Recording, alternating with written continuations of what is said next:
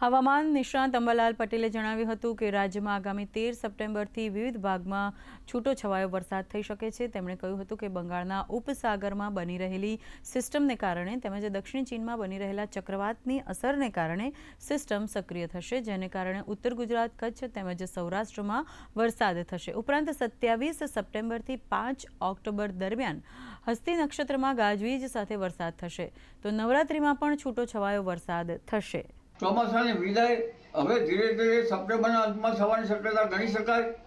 હમણાં વરસાદ અંગે જોઈએ તો તારીખ 13થી 17માં કોઈ ભાગમાં વરસાદી ઝાપટા પડવાની શક્યતા રહેશે, પરંતુ તારીખ 18થી 21માં રાત્રિના ભાગોમાં ફરી પુનઃ ભારે વરસાદ થવાની શક્યતા રહેશે અને આ વરસાદ લગભગ પૂર્વ ગુજરાતના ભાગો, પંચમહાલના ભાગો, સાબરકાંઠાના ભાગો, બનાસકાંઠાના ભાગો, ઉત્તર ગુજરાતના કેટલાક ભાગો, પાટણના ભાગો વગેરે ભાગોમાં વરસાદ થવાની શક્યતા રહેશે।